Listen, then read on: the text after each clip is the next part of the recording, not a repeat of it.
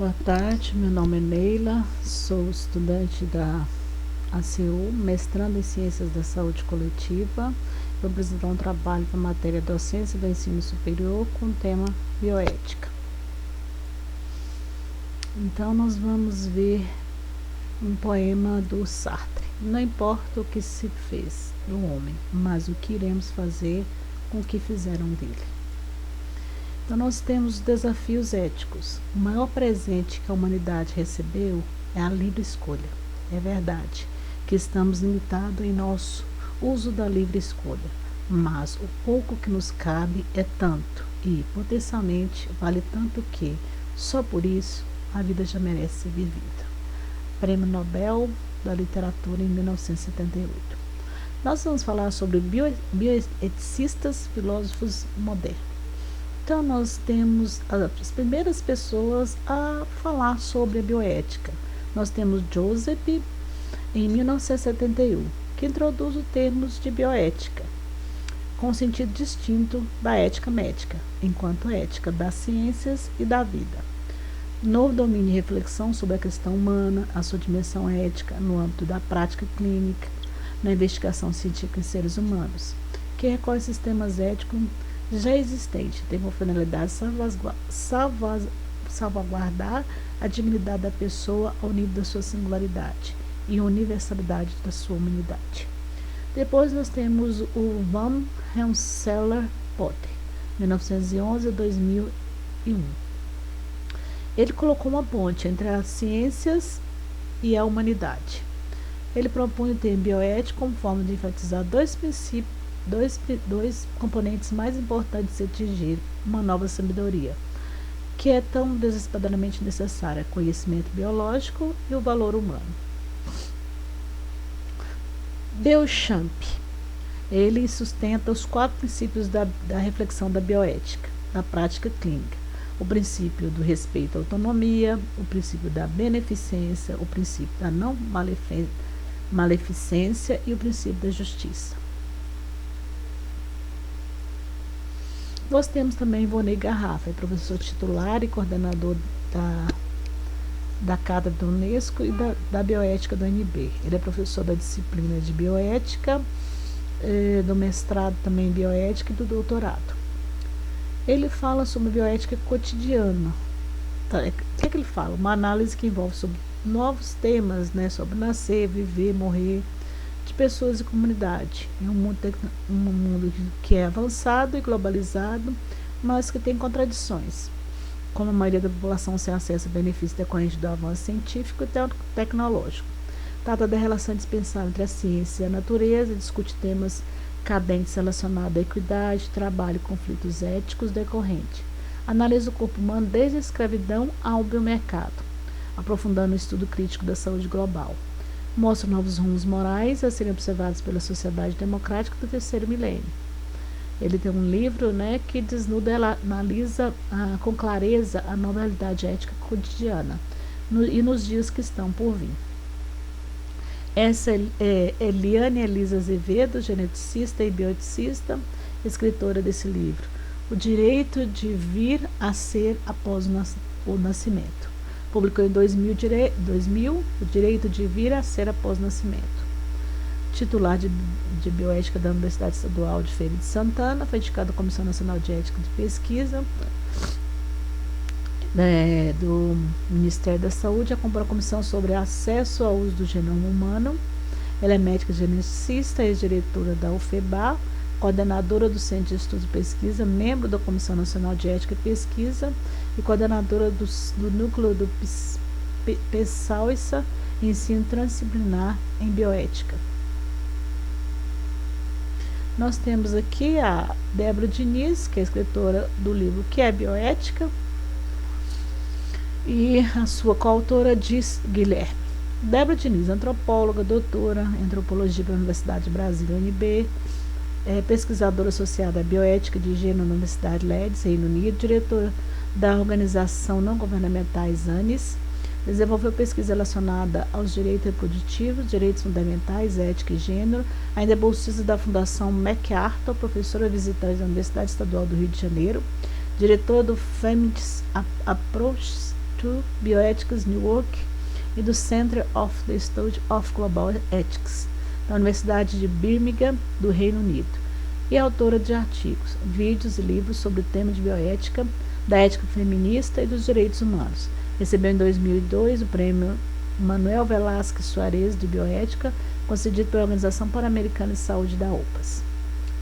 Disse que Guilherme é enfermeira e doutora bioética da Universidade de Brasília UNB, com tese sobre bioética, mulheres e epidemia de HIV/AIDS.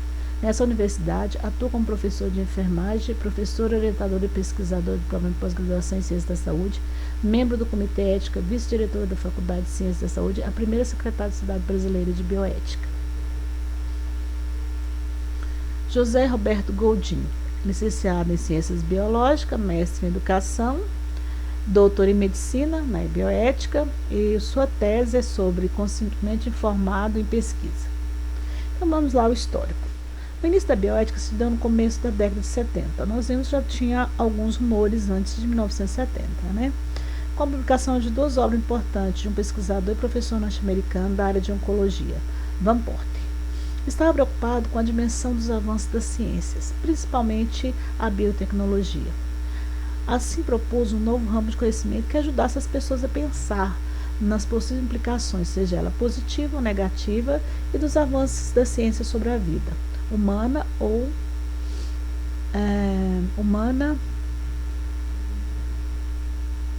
e todos os seres vivos, não só seres humanos, mas os animais também.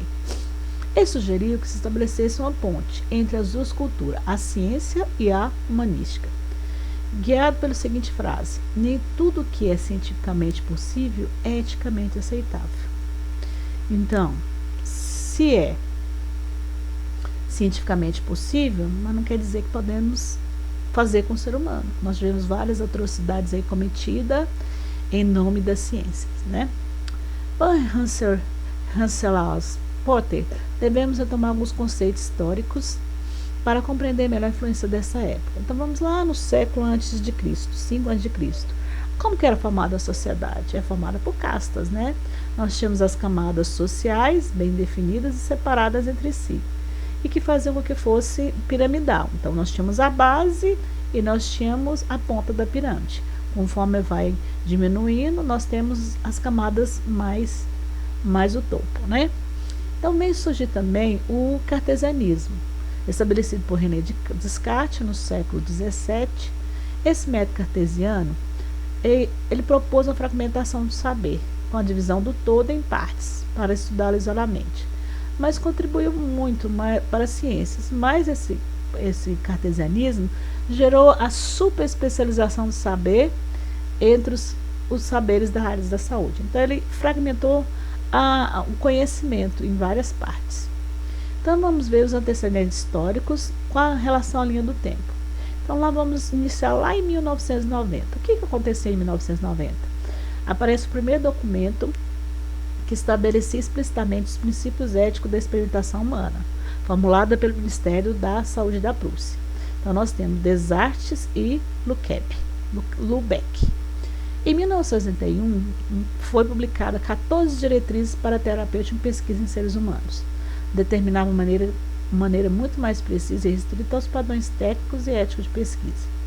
Nós vamos falar de 1933 a 1945. Esses fatos importantes irão incluir progressivamente as instituições médicas na formulação e realização de políticas públicas eugenista e racista, formulada em 1924 por Hitler em seu livro da propaganda Mein Kampf. Então nós temos aí 1, 2 e 3. Primeiro, a lei de 14 de junho de 1933 sobre a esterilização, né? Depois vem ao circular de outubro de 39 sobre a eutanásia de doentes considerados incuráveis. 3. A criação a partir de 41 de campos de extermínio. Podemos ver aqui, ó, com relação a Hitler, foi criado os campos de extermínio. Em 45, o fim da Guerra Mundial, as atrocidades cometidas pelos nazistas contra os seres humanos. Podemos ver aqui, né, as várias pesquisas feitas contra a vontade do ser humano, que foi nos centros de concentração e várias mortes, várias atrocidades. Em 19 de agosto de 47, foram julgados os médicos nazistas no Tribunal de Nuremberg. Em 47, foi criado o Código de Nuremberg. Em 1948, foi a ONU, Criação Universal dos Direitos Humanos. Então, 25 de abril de 53, foi descoberta a estrutura do DNA. E as questões éticas são levantadas, né? DNA é a menor estrutura da célula, não é isso? E a partir daí, o que poderão ser feito? Aí vem as questões éticas levantadas.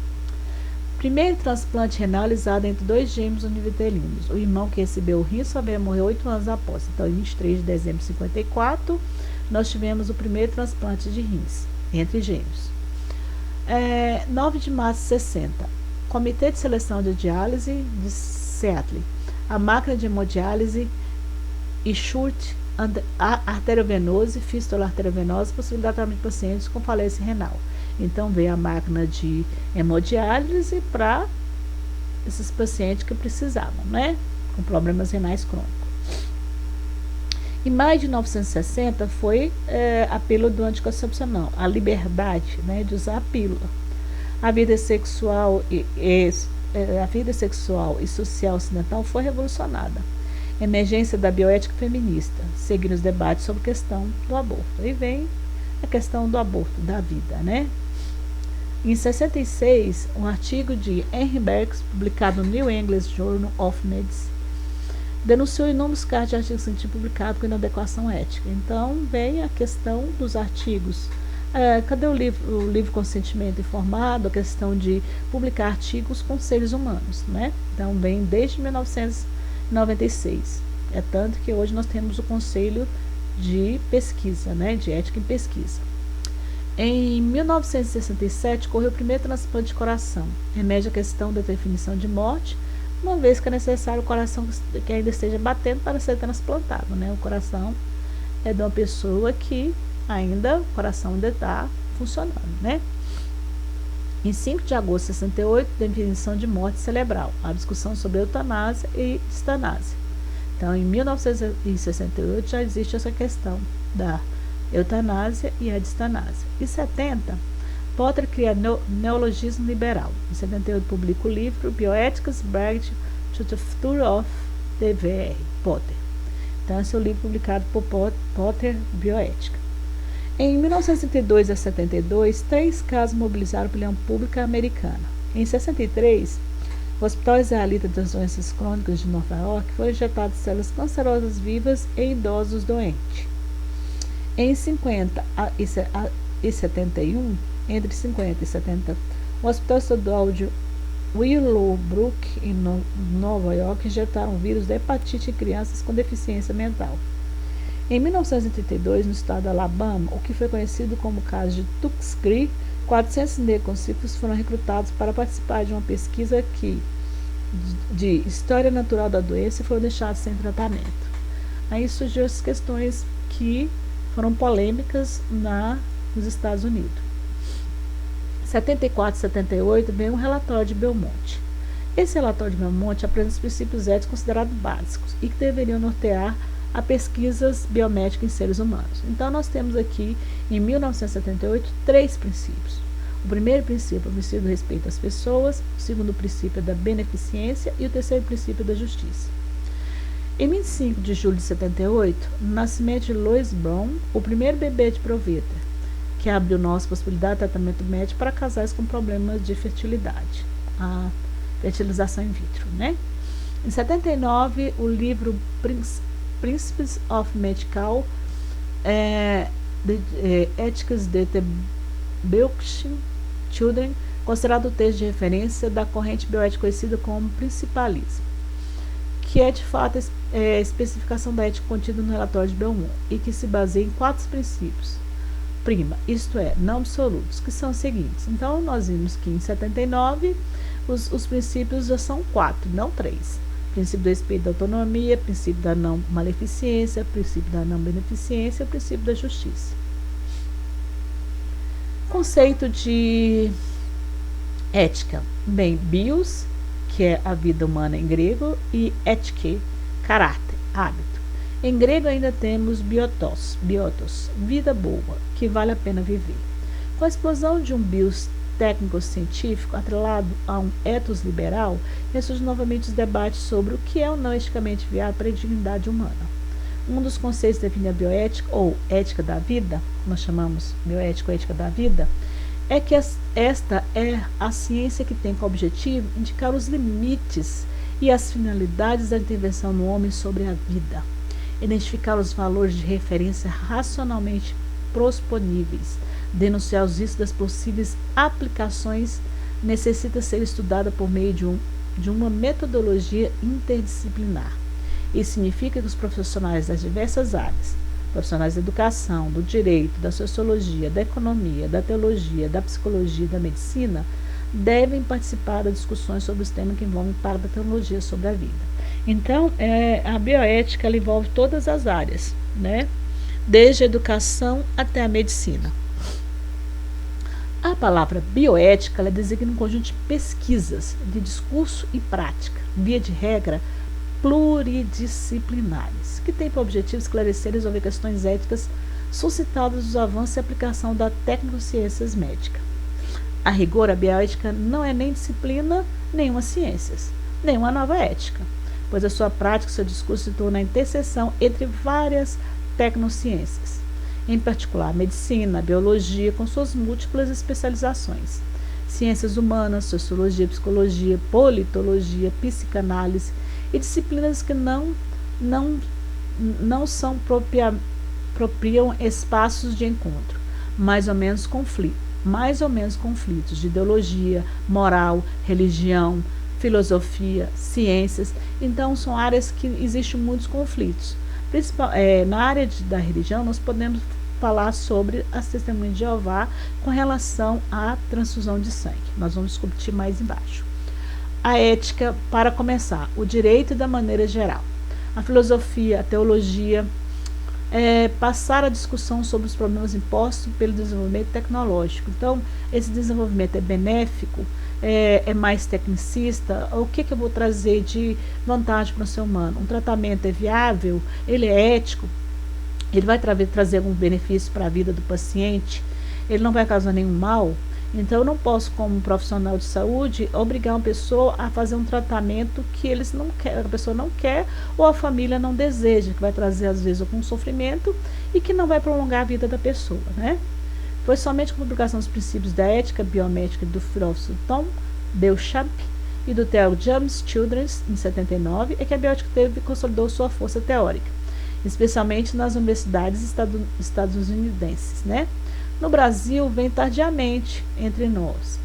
Só em 1990 que começa a dar seus passos mais sólidos. Em 93 foi lançado o periódico Bioética, editado pelo Conselho Federal de Medicina. Outro marco foi criado no país na Sociedade Brasileira de Bioética em 96, com a criação da Resolução 196/96, que regulamentou a criação da Comissão Nacional de Ética em Pesquisa, o CONEP. Então, desde 96, nós temos a criação da Comissão de Ética em Pesquisa.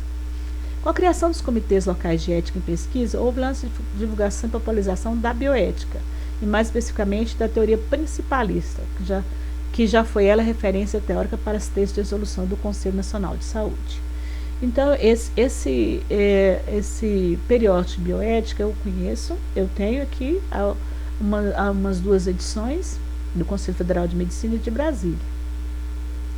E tem algumas publicações médicas sobre a questão de ética na medicina, sobre a eutanásia, sobre o aborto, sobre questão moral, né? Então, tem alguns que eu posso depois citar aqui de alguns artigos que foram publicados com relação à ética. Princípios. Após a compreensão desse fundamento a respeito da pessoa humana, podemos utilizar as ferramentas para facilitar o nosso processo de estudo e decisão sobre diversos temas da bioética. Essa ferramenta chamamos de princípio. Esses princípios eles norteiam a bioética. Eles foram propostos no relatório de Belmonte em 78 e para orientar a pesquisa em seres humanos. Em 79, o Beauchamp e Childress, em suas obras, estenderam a utilização para a prática médica, ou seja, para todos aqueles que se pudesse usar, né? Então, nós vamos ver a autonomia, que é o primeiro princípio. Diz respeito à autonomia da pessoa, é respeitar a sua decisão, a sua escolha, segundo seus valores, crença pessoal. Eu não posso obrigar uma pessoa, por questões religiosas, a fazer uma transfusão de sangue, sendo que ela tem outros meios que possam fazer o mesmo processo. Vou respeitar a sua autonomia, a sua crença. Direito soberano que possui de posse dos seus elementos relacionados com uma mais possibilidade ou proposta terapêutica. Então, se esse tratamento é viável, ele tem que decidir se aceita ou não. A prerrogativa profissional da saúde da pessoa.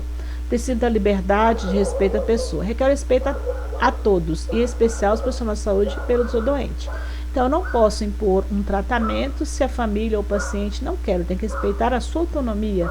O que vai ser bom para esse paciente? Uns cuidados paliativos? Ou eu vou tentar utilizar algo para prolongar a vida da pessoa? Ou vou deixar o seu curso normal? Então, são questões da autonomia da pessoa.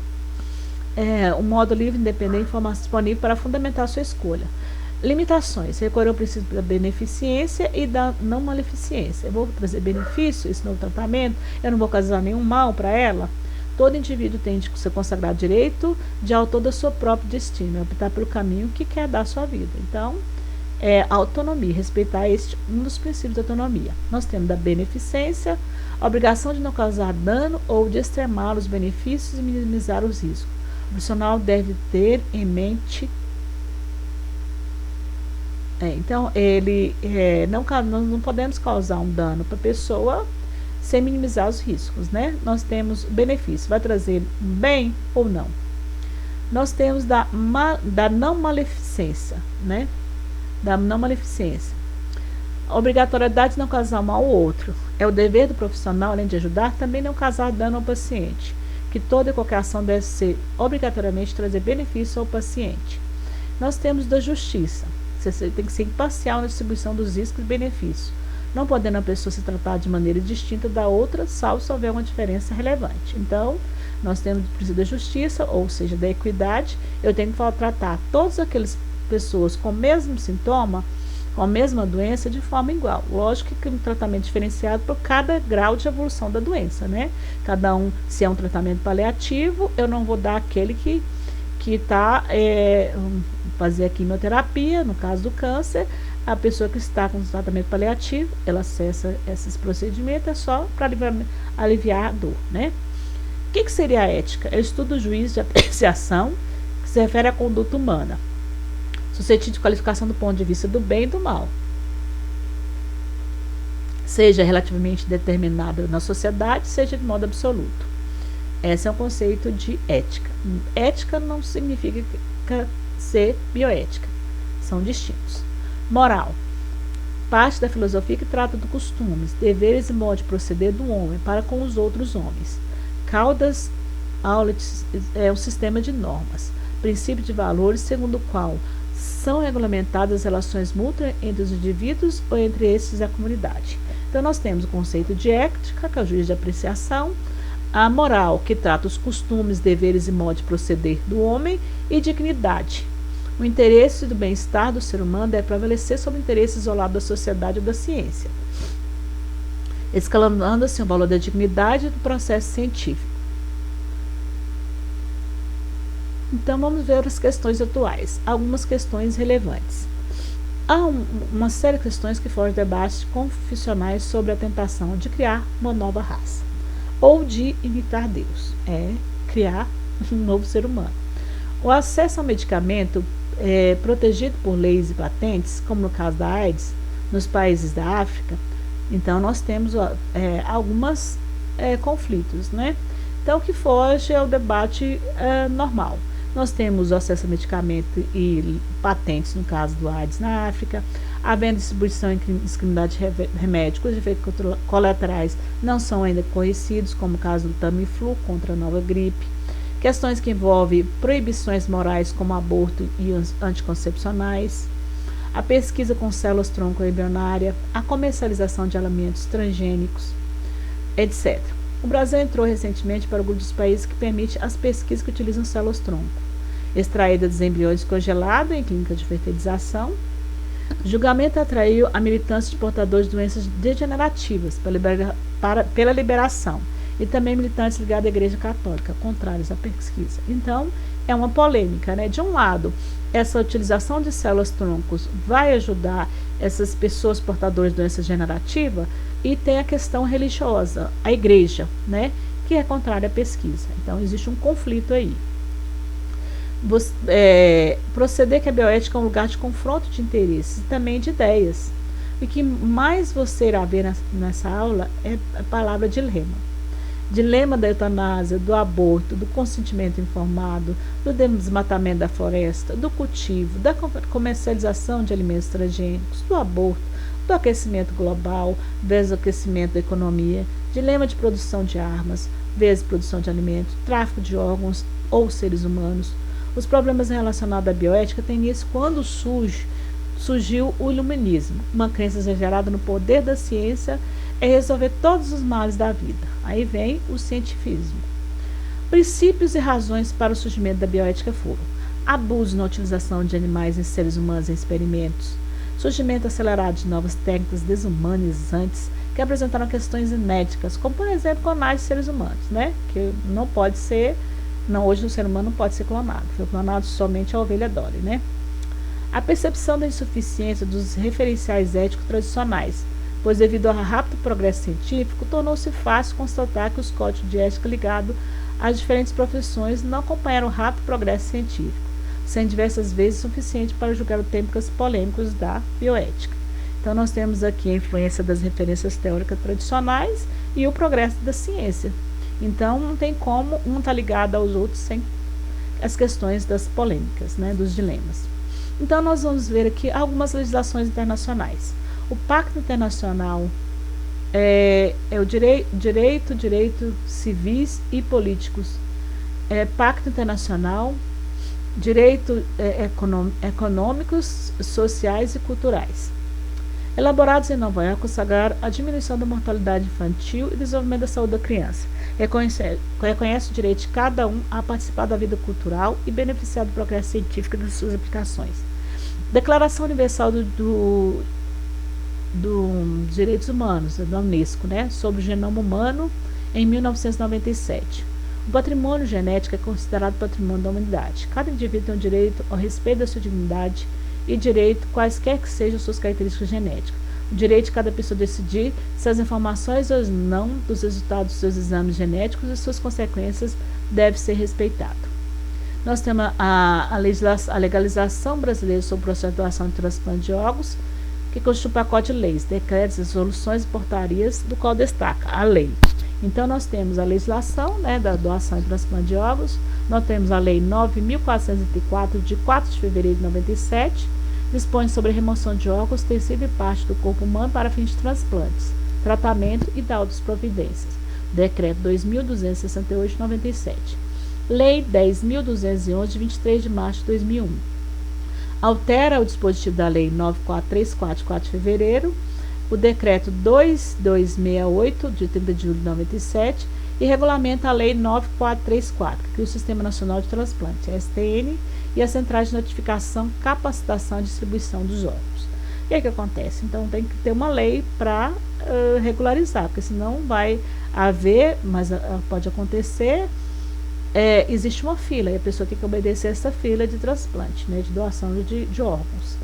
Então, porque senão vai acontecer muita coisa errada, se não tiver uma lei regulamentando, né, vai acontecer o tráfico de órgãos. A portaria GM 3.407, de 5 de agosto de 98, aprova e regulamenta as técnicas sobre atividade de transplante e dispõe sobre a coordenação do Sistema Nacional de Transplante, composição e atribuições do Grupo Técnico de Assessoramento, GTA. Portaria GM 1262, 16 de junho de 2006, aprova o regulamento técnico para estabelecer as atribuições, deveres e indicadores de eficiência do potencial de doação de órgãos e tecidos relativo à comissão intra-hospitalar e doação de órgãos e tecidos transplantados. Bioética e religião. Nós vamos entrar na questão religiosa, né? O ser humano possui uma propensão de buscar significado para a vida, né? O meio de conceito que transcende o tangível. Pode ou não incluir a sua percepção religiosa e formal. Então, ele tem a necessidade de ter um significado da vida. Então, ele busca a religião. Essa busca e crença é um sentido de conexão com algo maior que si próprio, de acordo com Saad. Pode ser chamado de espiritualidade. Então, o modo como eu procuro a minha parte espiritual. Então, eu busco um sentido, um meio maior para a minha vida, né? Então, entra aí a questão da religião. A espiritualidade é uma forma implícita de tratar dimensões profundas e subjetivas. A busca da dimensão interior do ser humano e sua essência é a espiritualidade, que visa o bem-estar do outro e sua alteridade, exercer a ética.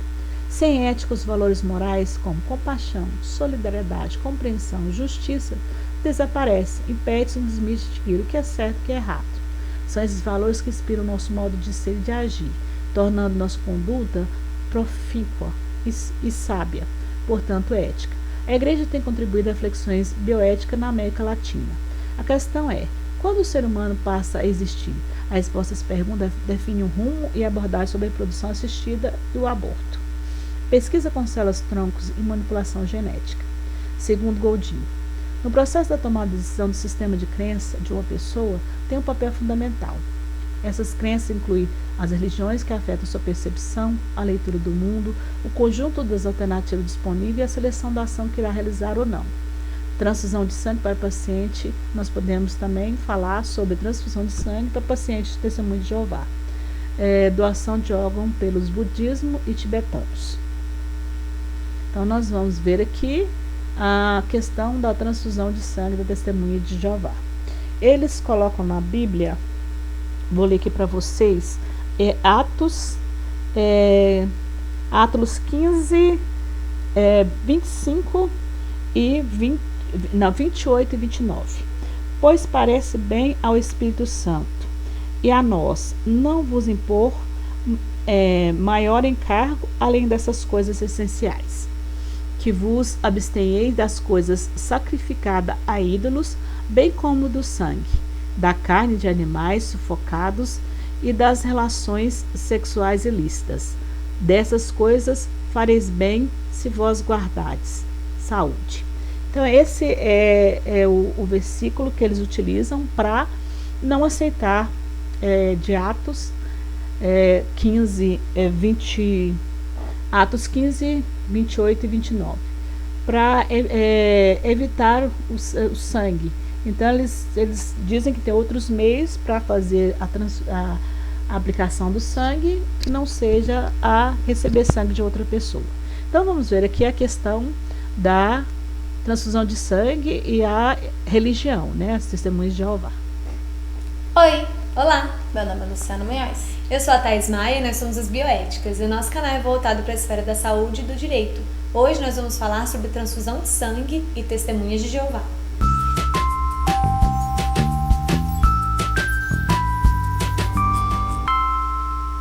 Primeiro a gente tem que entender que existe um conflito aqui. Existe a crença religiosa das testemunhas de Jeová, que é um direito, e o direito dos profissionais de saúde de zelar pela vida do ser humano e a saúde.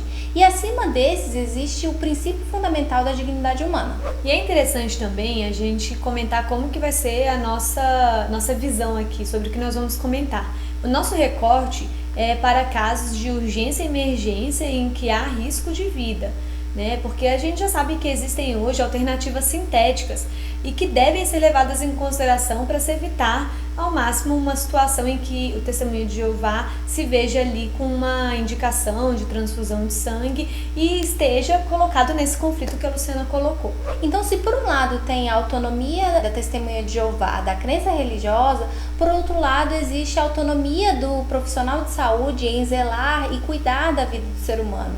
E a gente tem que dizer aqui que todos os profissionais de saúde, eles devem pautar a sua atuação nas normativas éticas e legais que estão vigentes no momento. E esse conflito que a gente está tratando aqui, ele chama muita atenção da sociedade, do judiciário, porque ele envolve dois direitos fundamentais, que são o direito à vida e o direito à liberdade de crença. Esses dois direitos se encontram no extenso rol do artigo 5º da Constituição de 1988. E a gente já percebe aí diversos, não só o conflito no âmbito da bioética, mas do biodireito e várias decisões judiciais relativas a esses casos. E como é que tem ocorrido os julgamentos atualmente? As testemunhas de Jeová, elas alegam, e aí eu vou ler certinho pra gente ter aqui. Eles alegam a liberdade de crença e de consciência, o direito à intimidade e privacidade, os princípios da legalidade e da dignidade da pessoa humana, além dos riscos inerentes à transfusão de sangue. E como tem sido o posicionamento das cortes, inclusive do Supremo Tribunal Federal? Eles têm se apoiado no fato de que a vida seria um bem maior e por isso ela estaria acima do princípio da liberdade de crença religiosa. Entretanto, já existe hoje em dia um parecer, inclusive do Luiz Roberto Barroso, que é um ministro do Supremo Tribunal Federal, que entende que ao você fazer uma transfusão de sangue sem o consentimento da pessoa, você estaria sim afetando o direito à saúde dessa pessoa, porque você não estaria respeitando o princípio fundamental da dignidade humana.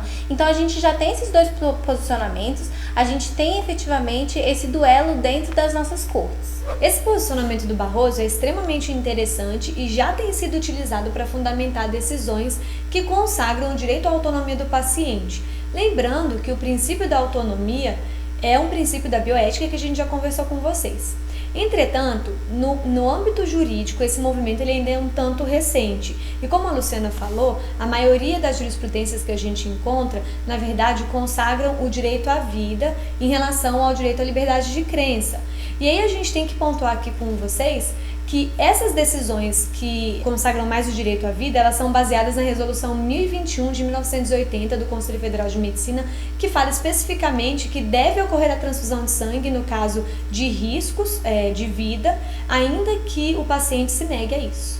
É isso, gente. A gente sabe que esse assunto ele é muito conflituoso, mas a gente quis trazer aqui para vocês, especialmente para ouvir o lado de vocês. Se você é testemunho de Jeová, se você não é testemunho de Jeová, deixa aqui nos comentários pra gente saber o que vocês pensam. A gente quer iniciar esse debate, ele é muito importante para nossa sociedade. Não se esquece de se inscrever no nosso... Então, eu escrevi um artigo, né? Eu vou apresentar, vai ser lançado agora na revista de bioética da CU, nessa próxima edição. A questão da bioética e reflexão sobre os cuidados do fim da vida. É o que eu vivi dentro do hospital, junto com a minha irmã, eu fiz acompanhamento e os cuidados paliativos, né? Então, vou ler a introdução. A evolução tecnológica e científica da área da saúde tem ampliado a expectativa de vida, causando outra percepção a respeito da morte. Sobre essa nova perspectiva, a bioética propõe reflexões sobre o fim da vida, guiando o olhar dos profissionais de saúde para os cuidados paliativos, humanizados e respeitando o princípio da dignidade humana. Né? Eu fiz uma pesquisa na Cielo, na biblioteca virtual, e foram 223 artigos. Né? Foi escolhido para escrever esse artigo 10. Então, as considerações finais. Para acompanhamento profissional adequado no fim da vida, é necessário capacitar as equipes de saúde com habilidades, destreza e liberação ética, bem como estratégia de comunicação em lidar com pacientes e familiares nos cuidados em fase terminal, promovendo formação contínua em bioética para que esses possam enfrentar novas problemáticas nas tomadas de decisões críticas em saúde. É uma questão muito delicada, a terminalidade da vida, os cuidados paliativos no final da vida. Aí vem a questão é viável um tratamento, entubar uma pessoa que já está na terminalidade da vida? Vai entubar, qual o sentido de entubar essa pessoa? Prolongar o sofrimento dela. Então, nós vamos falar mais embaixo sobre os conceitos de eutanásia, de eutanásia, né? Então, a gente tem que pensar na família dessas pessoas, considerar a decisão, a autonomia do paciente, se ele estiver inconsciente, a autonomia dos familiares. Esse procedimento vai trazer algum benefício? O que ele vai fazer? Ele vai só prolongar o sofrimento da pessoa? Qual o benefício ou não malefício, né? Aí entra o princípio da autonomia, do benefício e não maleficência, né? Então, eu coloquei aqui as minhas considerações finais. A bioética na prática clínica exige a humanização e a utilização da espiritualidade no processo de morrer. E cada dois exige uma resposta terapêutica. Então, nós temos que respeitar as crenças da pessoa, a espiritualidade, né, devemos deixar que entre aquele profissional que seja um teólogo, um padre, um pastor, que vai oferecer esse conforto espiritual numa pessoa no fim da vida, né? Terapeuta desabilitado dos adventos morais. Para acompanhamento profissional adequado no fim da vida, é necessário capacitar a equipe de saúde, desenvolvendo habilidade, destreza e deliberação ética, bem como estratégia de comunicação e manejo de luto para pacientes e familiares. Então, esses familiares têm que ter acompanhamento psicológico, né, por lidar com a morte. Então, ele tem que ser amparado ali. Tem uma equipe de apoio, não só o médico oncologista para cuidar do paciente, mas os familiares também necessitam desse acompanhamento. Também é essencial promover a formação contínua em bioética para que os profissionais possam enfrentar novos problemas na tomada de decisões críticas em saúde, respeitando a autonomia do paciente e familiar. Então, eu peguei mais outros artigos, né? Bioética, cuidados paliativos e libertação, contribuição do bem morrer. Então, nós vemos o avanço tecnológico, reforçando a importância da bioética para garantir os direitos fundamentais relativos não só à vida, mas também à morte. Apresenta reflexões sobre morrer e as contribuições da bioética em dado assunto, seja por meio dos princípios tradicionais da autonomia e da dignidade, seja por meio da defesa de uma nova categoria, a libertação, proposta pela bioética de intervenção com base em Paulo Freire.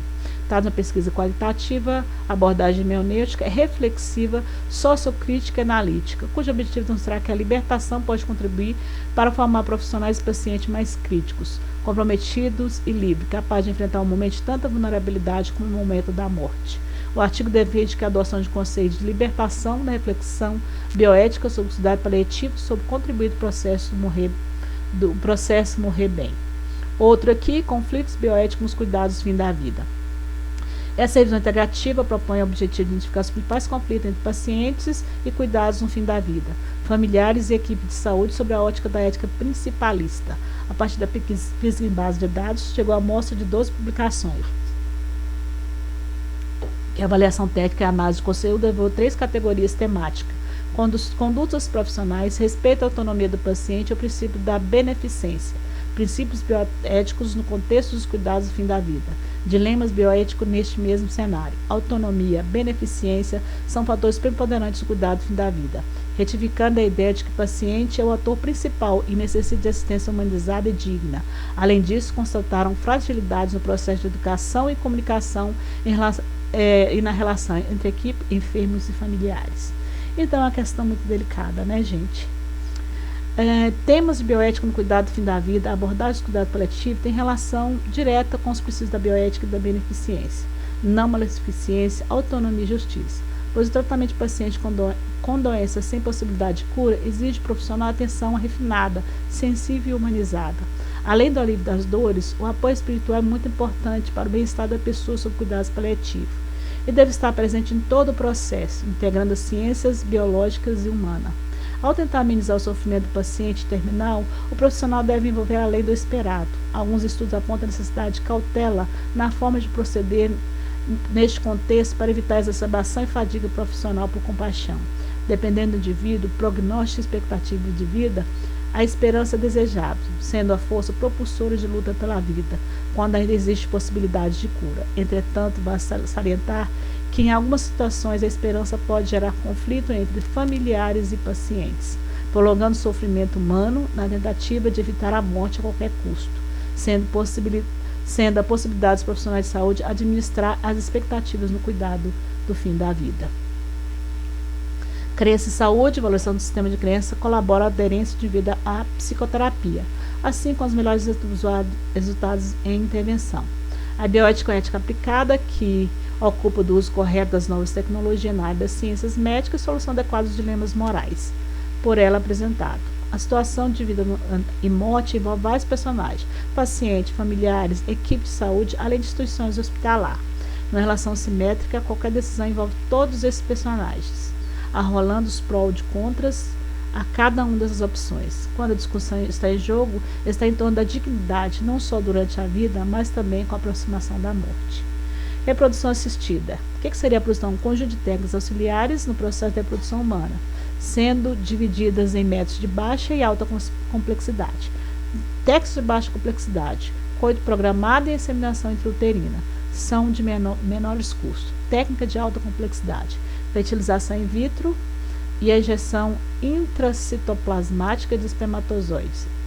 A técnica de reprodução assistida apresenta questões muito controversas, despertando questões éticas e políticas que afetam diretamente as mulheres. Atualmente, essa é uma área de grande expansão em pesquisa científica e experimentos feitos em mulheres são título de tratamento. Esse tratamento mobiliza grandes interesses industriais. Técnica de reprodução assistida e inseminação artificial. Técnica ao qual o espermatozoide ou sêmen são capacitados em meio de cultura introduzido no meio de sonda no trato genital feminino e apresentam vários tipos, do parceiro, homólogo, do doador, heterólogo, intrauterino, cervical e vaginal. FIVET, fertilização in vitro e transferência de embrião. Técnica de reprodução assistida em que a fertilização do óvulo pelo espermatozoide ocorre em laboratório. GVT, transferência intratubária de gametas. É uma técnica que ocorre a injeção citoplasmática de espermatozoide. É feita a injeção de um único espermatozoide no citoplasma do óvulo por meio de aparelho desenvolvido contendo microagulhas para injeção. Transferência de citoplasma. 10 a 20% dos óvulos doados jovens são transferidos para o óvulo do paciente para dar origem a embriões de melhor qualidade. Fecundação sem espermatozoide. A espermátides, células repulsoras de espermatozoides, são resgatadas do testículo maduro em laboratório e inseminadas no óvulo. O sucesso da gravidez com as técnicas de reprodução assistida existe e diminui o conforto conforme a idade aumenta. Riscos. Afirma que toda aquela etapa da FIV comporta um risco com os efeitos indesejáveis da dose elevada de hormônio, desconforto ligado ao monitoramento laboratório de todo o processo, as repetidas intervenções médicas cirúrgicas. Para Oliveira, as técnicas de reprodução conceptivas proporcionam material de desejo sexista, racista, eugênico e potencializa as explorações de classe, bastando as pessoas pagarem por eles. Outro risco são o tráfico e comercialização de embriões, ovos obtidos de tecido ovárico de mulheres ainda vivas, de cadáveres de mulheres e de fetos abortados. Então, nós vemos aqui a questão de reflexão bioética, moral e católica, que se opõe à fecundação in vitro ou em laboratório, meio científico. Apresenta uma crescente aceitação sobre a fecundação in vitro. Para que o processo de reprodução medicamente assistida aconteça, é necessário 3 condições básicas: que a inseminação artificial deva ser intraconjugal, que ela tenha o objetivo de contornar os casos de esterilidade e que tenha o objetivo de almejar a criança que o casal deseja assumir e criar. Nesse campo apresenta-se conflito entre os ético e religioso. O cientista, o ético e religioso, procura sempre salvaguardar a dignidade do ser humano e o respeito pela vida. Investigação criada em seres humanos geneticamente idênticos por clonagem. Por fim, devemos aceitar o desenvolvimento da tecnologia e enfrentá-lo ao mesmo tempo, deixando de lado a resposta imediata e simplista de aprovação e reprovação, mas que busca articular discussões sobre o desejo e poderes nas relações de gênero, focalizando as estruturas jurídicas, antropológicas e psicológicas da maternidade e paternidade e respeito à dignidade humana. Os primeiros casos de transplante ser humano para outro foram de córneas, que começaram a ser feitos por volta de 1880, transplante de ossos começaram na década de 50, com o transplante de rins e as gêmeas vitelinas, e a partir de 1905 foi feito estudo tentando transplantar coração de um animal para o pescoço, o abdômen e a região inguinal de outro, portanto demonstrando a habilidade do coração em funcionar após o transplante.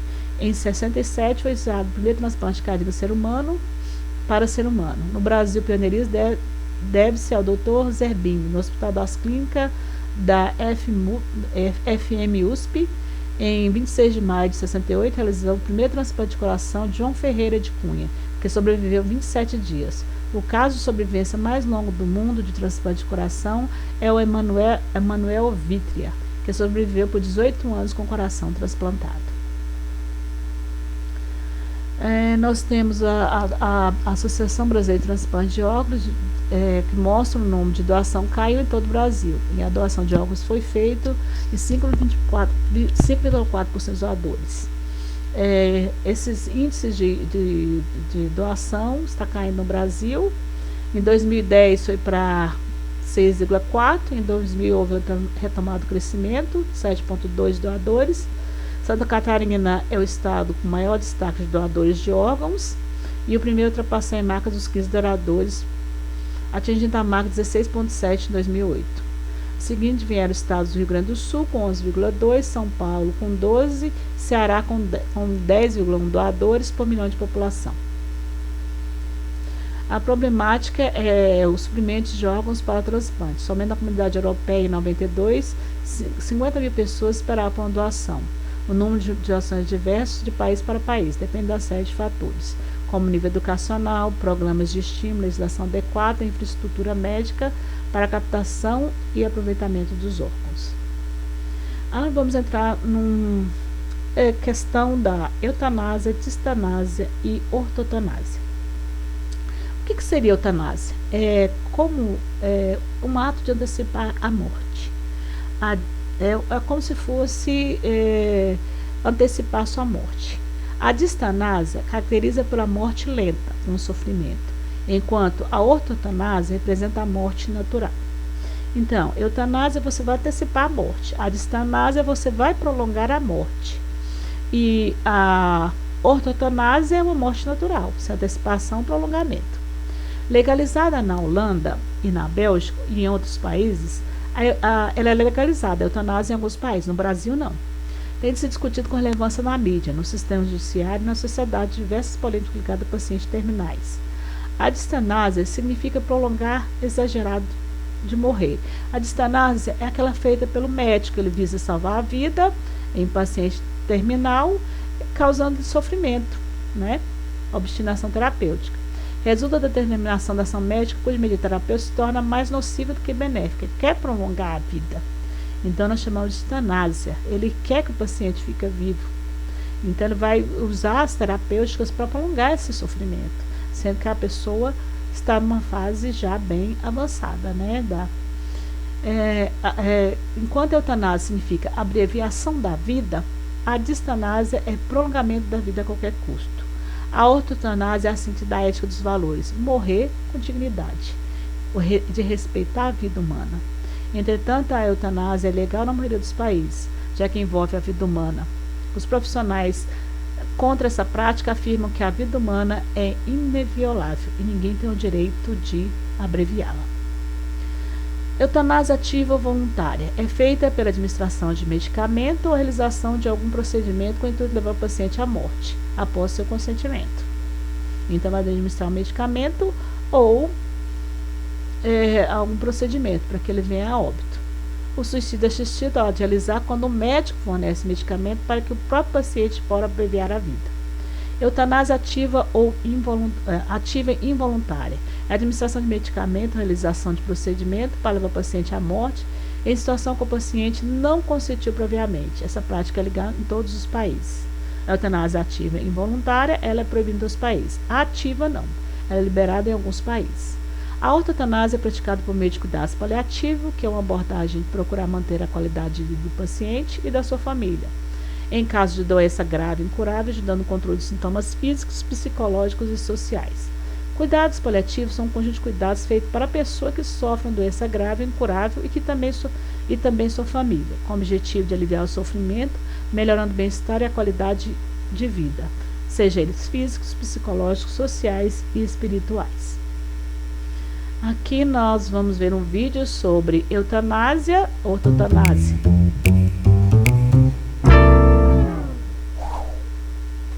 Tudo bem, gente? Vamos começar mais uma aula de bioética e o tema de hoje é eutanásia. Bom, existem 4 conceitos principais envolvidos no tema da eutanásia. Eles são a eutanásia propriamente dita, ou eutanásia ativa, a eutanásia passiva, ou ortotanásia, e a distanásia. O que cada um desses conceitos significa? Então, vamos ver o significado de cada um deles. A palavra eutanásia significa morte boa, tranquila, e se refere a uma ação por parte do médico que leva à morte de um paciente em estado terminal de certa doença, a pedido desse paciente e com o objetivo de acabar com o sofrimento dele por conta da doença. A eutanásia é diferente do chamado suicídio assistido. No suicídio assistido, uma pessoa, que pode ser um médico, auxilia o paciente a morrer, também a pedido desse paciente, por exemplo, receitando um remédio que irá matá-lo, mas quem realiza a ação de tomar o remédio é o próprio paciente. Por isso é um suicídio assistido. Na eutanásia, quem realiza a conduta de levar o paciente à morte não é ele mesmo, mas outra pessoa, que pode ser um médico, por exemplo, aplicando uma injeção letal nesse paciente. A eutanásia passiva ou ortotanásia é a abstenção por parte do médico de qualquer ação que mantenha um paciente vivo, deixando que uma certa enfermidade, uma certa doença, siga o seu curso e leve esse paciente à morte. Seria o caso, por exemplo, da interrupção de um tratamento ou desligamento de aparelhos de sustentação vital. Alguns autores diferenciam os termos eutanásia passiva e ortotanásia. E, por fim, a distanásia, que significa a persistência de intervenções terapêuticas em um paciente que está em estado terminal para tentar preservar a vida desse paciente, mas que, por outro lado, estaria causando um maior sofrimento para ele, devido a essas intermináveis intervenções que são muitas vezes inúteis. São poucos os países que permitem a eutanásia. A Holanda e a Bélgica permitem tanto a eutanásia quanto o suicídio assistido, e a Suíça e a Alemanha permitem apenas o suicídio assistido. E no Brasil? Não existe um tipo penal específico para a eutanásia ou qualquer uma das outras modalidades, porém, na exposição de motivos do Código Penal, quando se fala do caso de diminuição da pena por relevante valor social ou moral, presente no parágrafo 1º do artigo 121, que é aquele que tipifica o homicídio, é dado como exemplo o homicídio eutanásico. Portanto, a eutanásia ainda não possui de fato um tipo penal, ela é tratada como um tipo de homicídio. Existem algumas resoluções do Conselho Federal de Medicina que abordam a eutanásia passiva ou a ortotanásia. Então vamos ver cada uma dessas resoluções. A resolução 1931 de 2009, que é o Código de Ética Médica, no seu artigo 41, dispõe que uma das condutas vedadas ao médico seria abreviar a vida do paciente, ainda que a pedido deste ou de seu representante legal, então está se referindo aí à eutanásia. Mas no parágrafo único, nos casos de doença incurável ou terminal, deve o médico oferecer todos os cuidados paliativos disponíveis sem empreender ações diagnósticas ou terapêuticas inúteis ou obstinadas, levando sempre em consideração a vontade expressa do paciente ou, na sua impossibilidade, a de seu representante legal. Então, esse artigo está aqui fazendo uma referência à prática da distanásia, né? Então, está desaconselhando ao médico a prática da distanásia. A Resolução 1805 de 2006, também do Conselho Federal de Medicina, vai fazer uma referência à prática da ortotanásia no seu artigo 1º. É permitido ao médico limitar ou suspender procedimentos e tratamentos que prolonguem a vida do doente em fase terminal, de enfermidade grave e incurável, respeitada a vontade da pessoa ou de seu representante legal.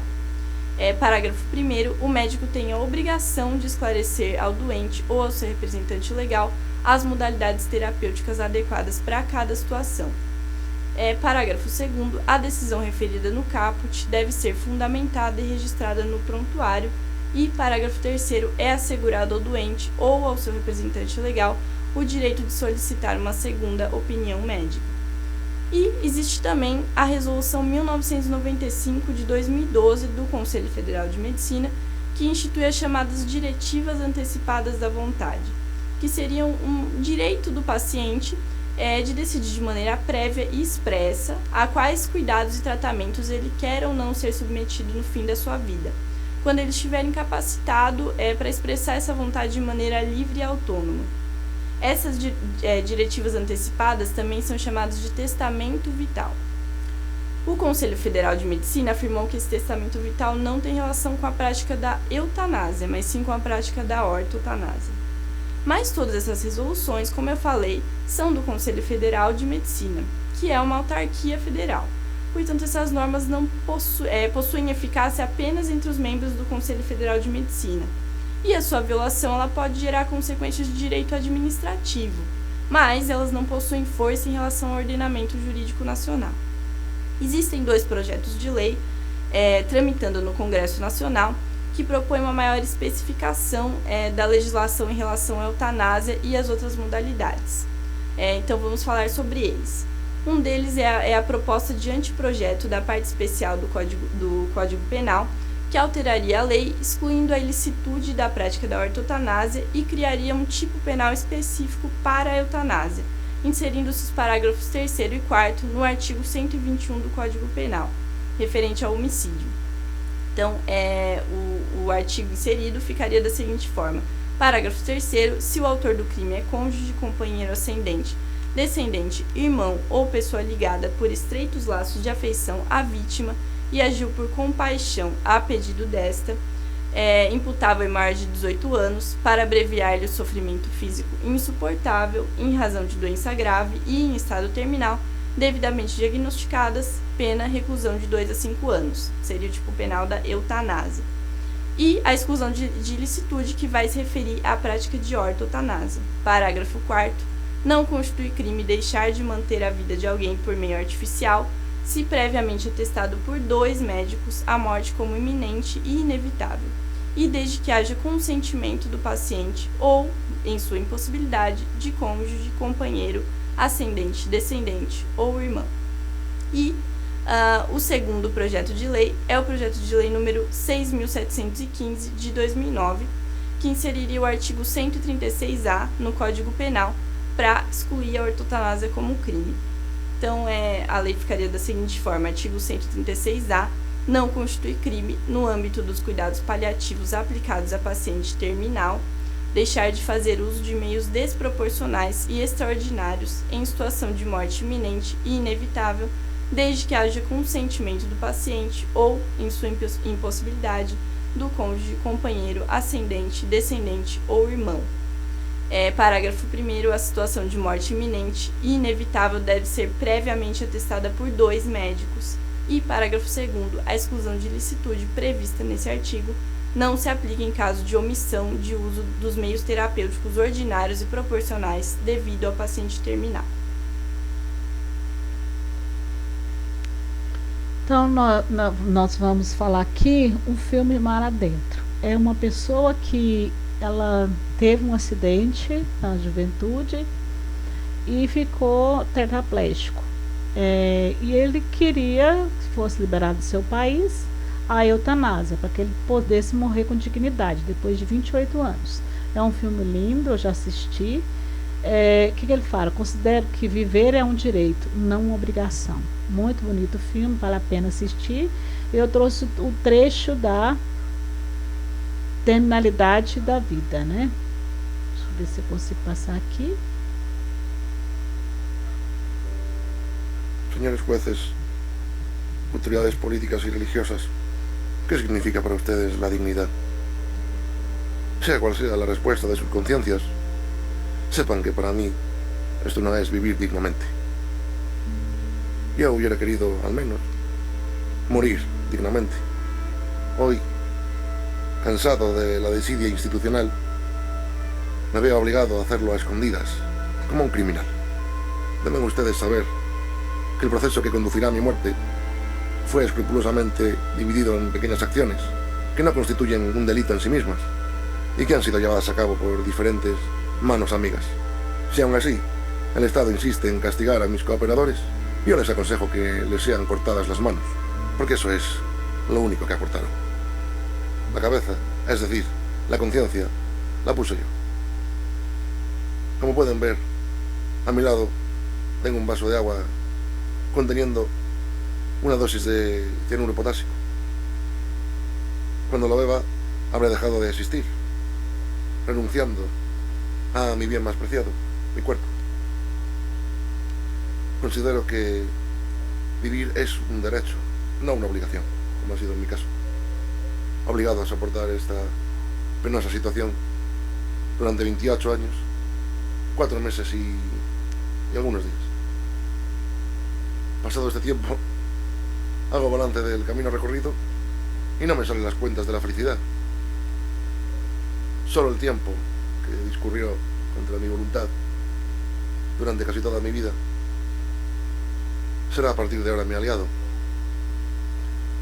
Solo el tiempo y la evolución de las conciencias decidirán algún día si mi petición era razonable o no.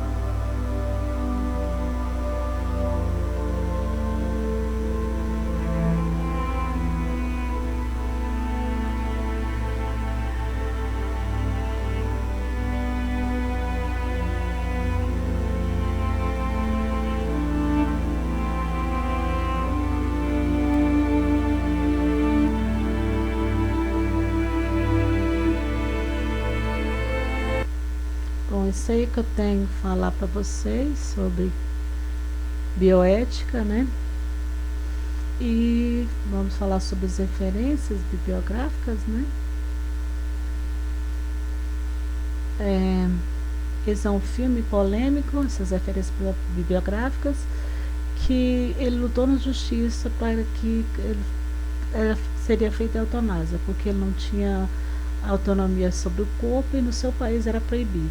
Então ele reuniu com os amigos, cada um fez uma parte, colocou o cianureto para que ele tomasse, né, sozinho. Então foi uma polêmica na época, porque ele filmou para que seus amigos não fossem incriminados como penalmente, né? Então, um filme muito bonito, vale a pena assistir. E vem a questão de autonomia, suicídio assistido, eutanásia. Então, é questão polêmica que a gente tem que refletir bastante sobre o assunto. Eu te agradeço pela aula e agradeço a todos pela aula e pela oportunidade.